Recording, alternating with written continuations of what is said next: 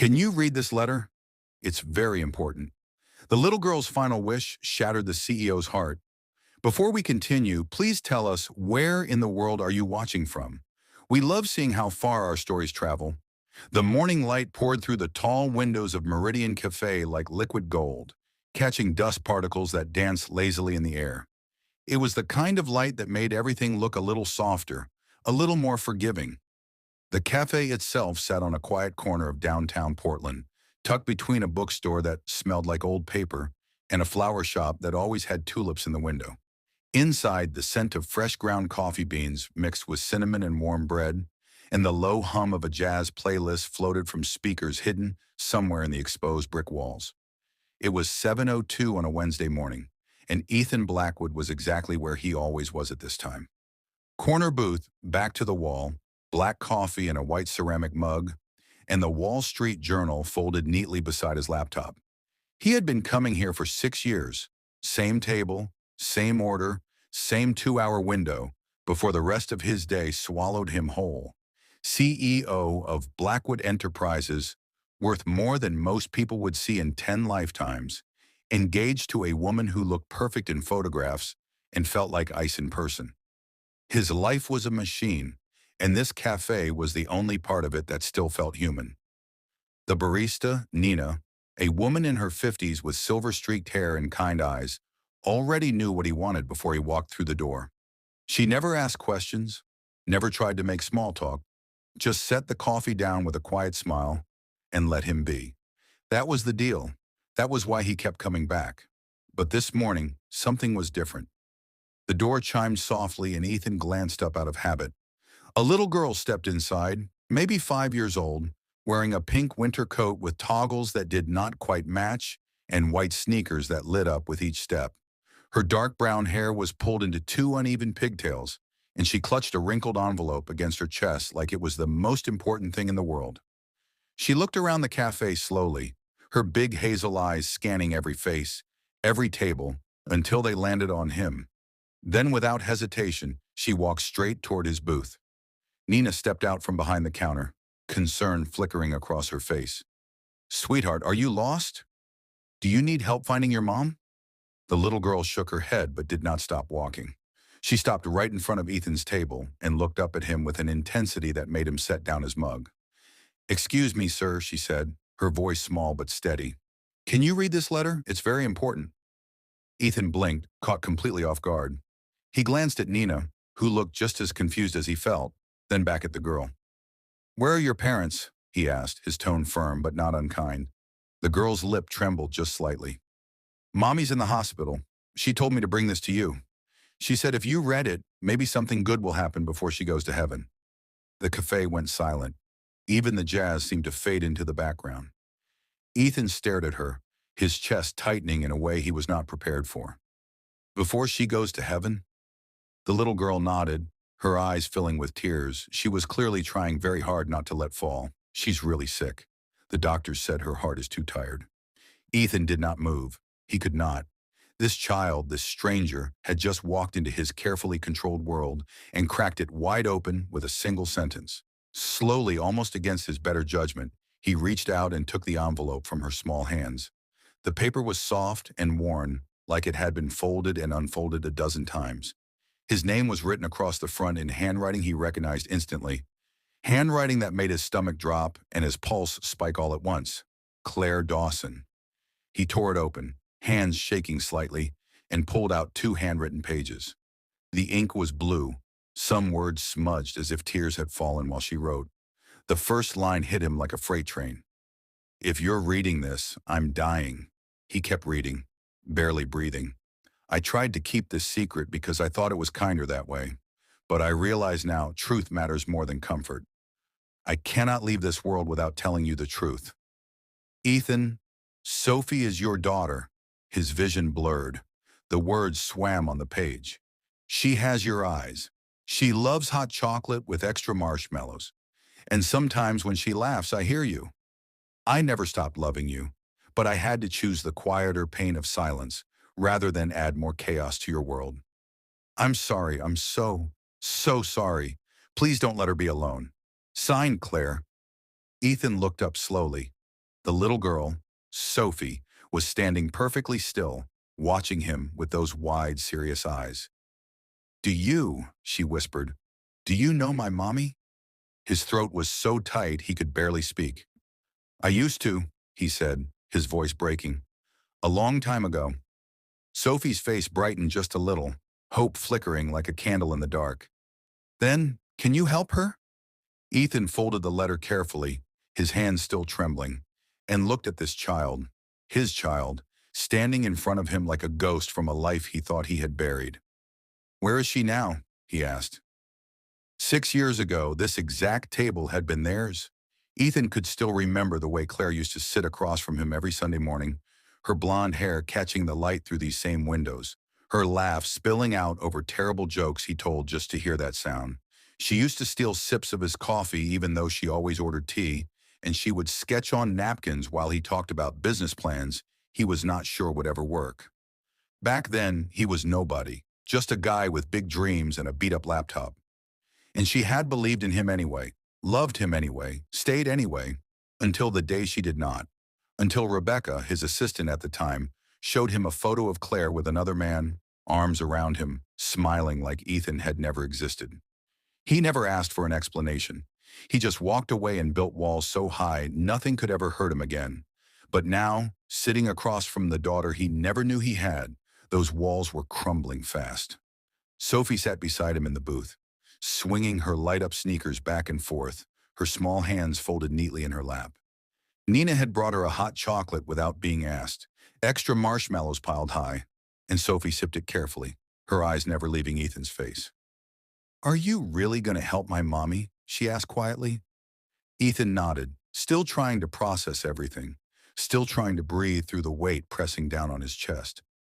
I'm going to try, sweetheart. I promise.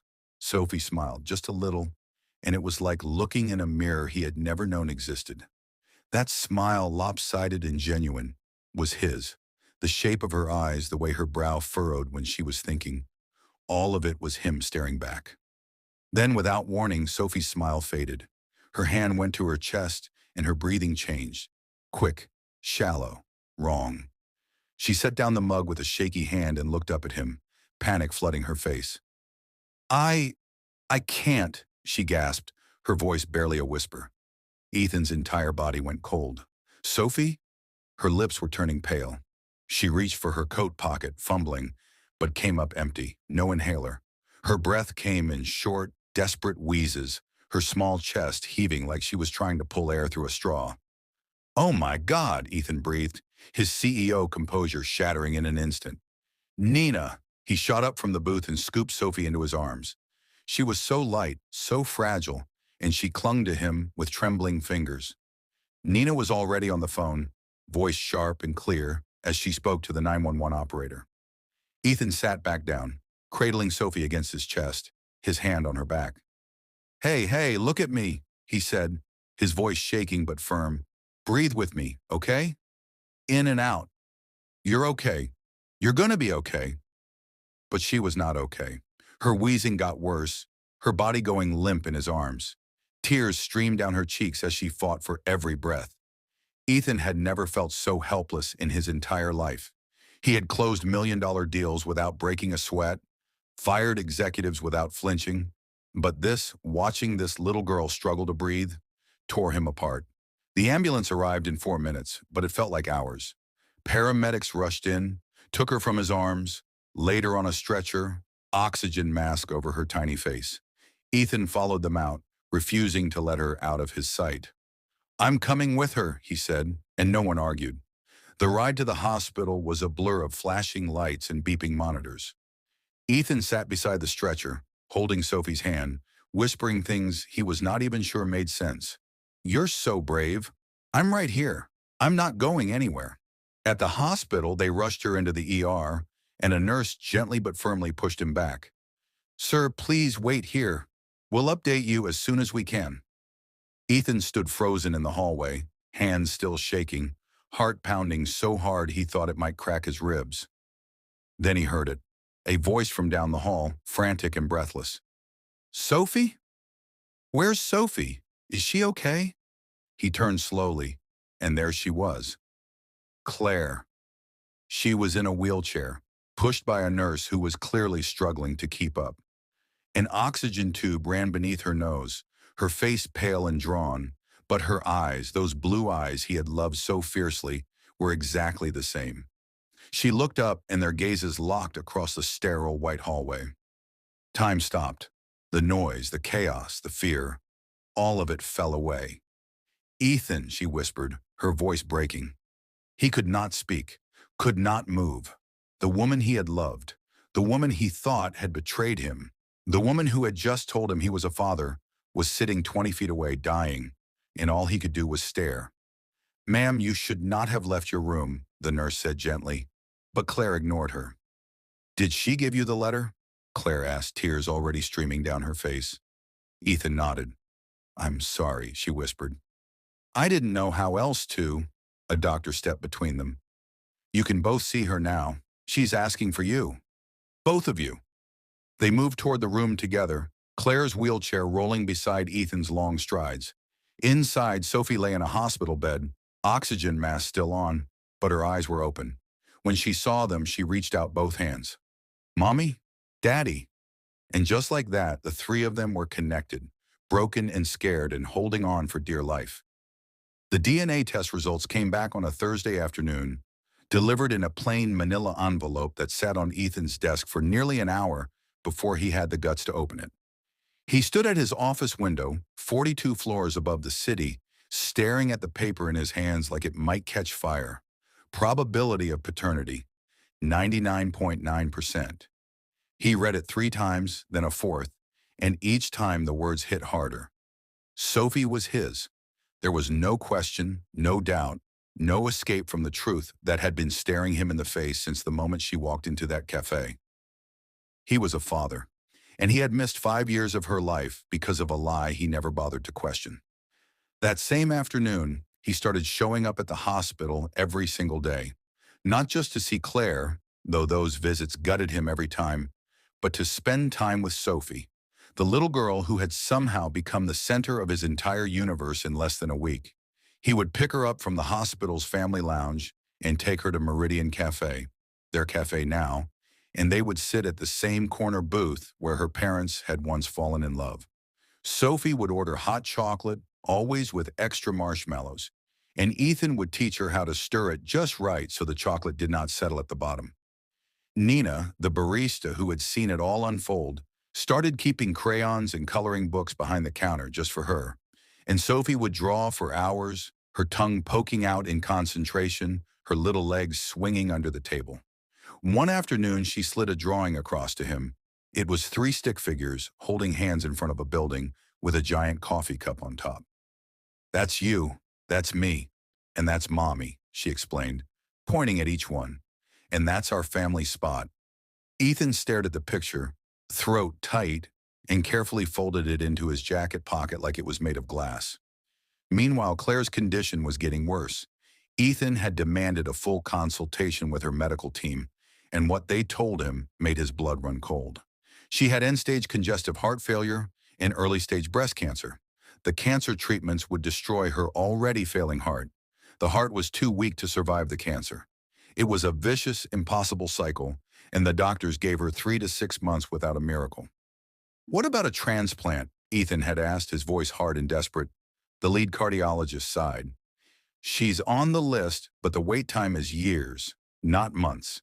And even if we found a donor tomorrow, her body is so weak right now, she might not survive the surgery."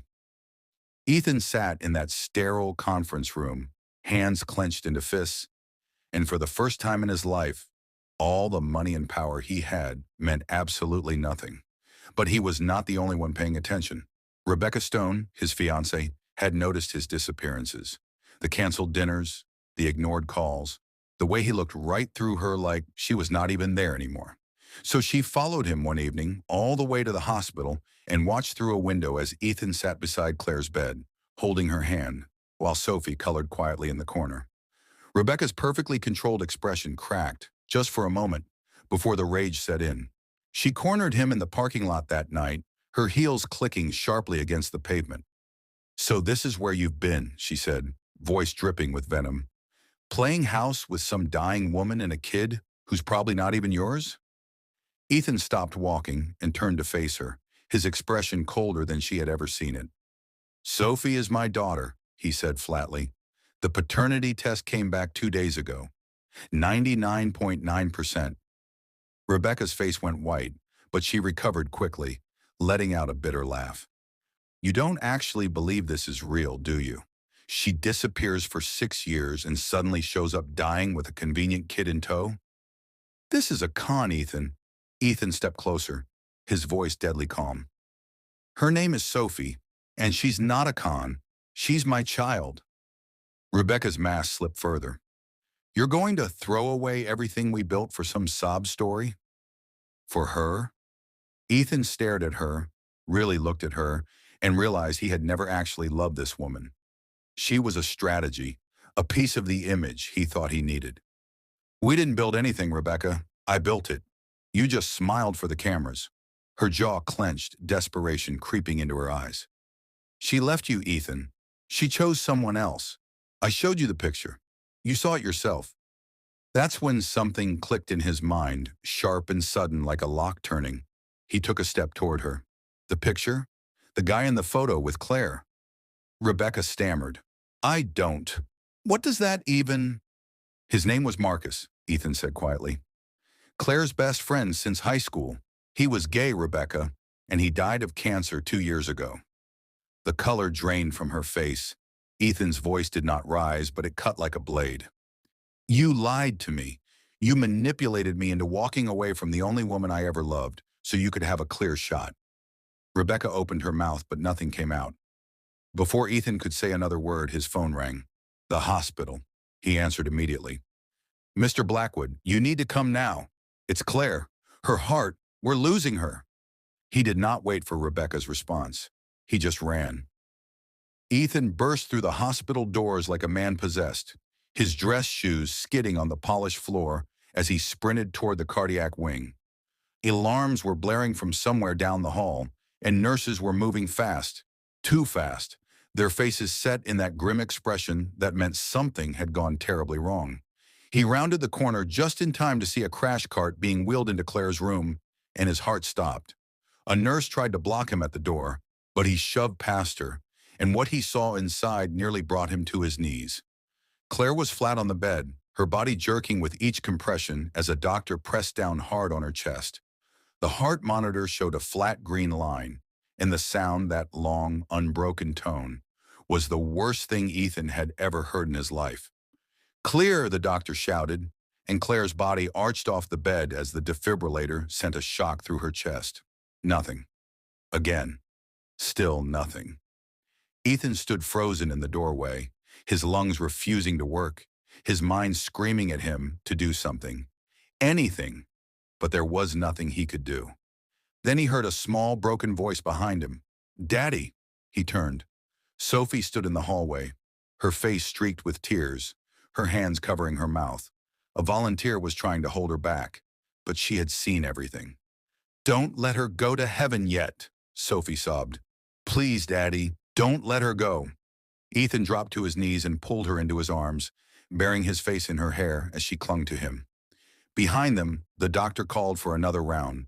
The paddles charged, clear, and then a beep. Faint, but there. Then another, and another.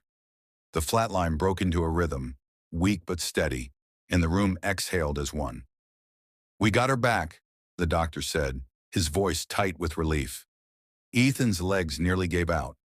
Sophie looked up at him, eyes wide and hopeful. Is Mommy okay? She's okay, sweetheart, he whispered, though his voice was shaking so hard he barely got the words out. She's okay.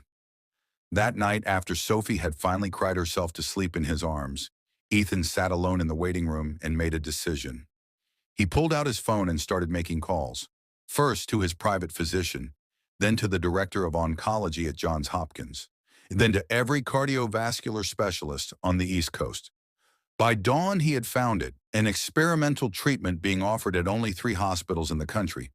It used targeted gene therapy to shrink the tumor while simultaneously strengthening the heart muscle, preparing patients for transplant. The catch was the waiting list. 18 months minimum. Ethan did not hesitate. He called the hospital administrator directly. I will fund a new research wing. I will endow the program. I will do whatever it takes, but Claire Dawson gets into that trial this week. 3 days later, Claire was transferred to the Cardiac Institute in Seattle into a private suite overlooking the water. Ethan moved into a hotel across the street and showed up every single morning with coffee and Sophie. But he did not stop there. One afternoon, about a month into Claire's treatment, he walked into her room carrying a rolled-up set of blueprints. She looked up from her book, eyebrows raised. What's this? He spread the plans across her bed. It was the building next to Meridian Cafe, the one that had been sitting empty for years. Ethan had bought it. This is going to be the Meridian Community Health Center, he said quietly. Free cardiac screenings, cancer support groups, resources for single parents, all of it. Claire's hands flew to her mouth, tears already spilling over. Ethan, this is what your letter taught me, he interrupted gently. That the most important thing is not the next deal, it's the next heartbeat. She reached for his hand and held it tight, unable to speak. Sophie, coloring in the corner, looked up and grinned. Daddy's a superhero now, Mommy, just like I said. 3 months later, Claire had stabilized enough to be placed on the transplant list. Her birthday was coming up, her 34th, and Ethan had planned a small celebration at the cafe with Sophie and a few close friends. Then, 2 days before the party, his phone rang. Mr. Blackwood, the transplant coordinator, said, her voice calm but urgent. We have a match. A heart just became available. Surgery is scheduled for tomorrow morning. Ethan's breath caught. He looked across the room at Claire, who was watching him with wide, knowing eyes. We found one, he said, his voice breaking. She covered her face with both hands and sobbed. Sophie climbed onto the bed and wrapped her arms around her mother. You have to be okay, Mommy. You have to. That night, Ethan sat in a chair beside Claire's bed, holding her hand while she slept. The pre-op team would arrive at dawn. 14 hours of surgery, a coin flip between life and death. He leaned close and whispered into the dark. Come back to me, Claire. We've got a lifetime to make up for. 14 hours. That was how long the surgery was supposed to take, and every single minute of it felt like drowning. Ethan sat in the surgical waiting room with Sophie curled up in his lap, her head resting against his chest, her small fingers clutching his shirt like a lifeline. Nina had shown up around hour 3 with the entire cafe staff, arms full of coffee and sandwiches no one touched. By hour 8, Sophie had finally fallen asleep, exhausted from crying. By hour 12, the surgeon came out with a grim expression and said there had been complications, and Ethan thought his heart might actually stop. But then, at hour 14, the doors opened again. The surgeon pulled down her mask, and she was smiling. She made it, the surgeon said, her voice thick with relief. The heart is strong. She's going to make it. Ethan did not remember standing up. He did not remember the tears that poured down his face or the way his knees buckled.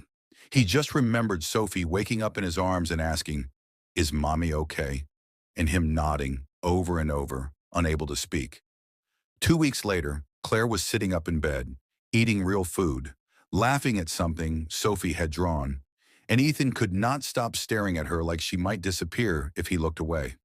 One morning she caught him watching and smiled. Why are you looking at me like that?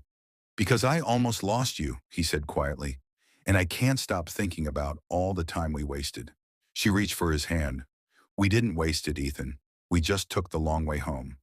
6 months after that, Claire was discharged, healthy and strong, and glowing in a way that made Ethan's chest ache every time he looked at her.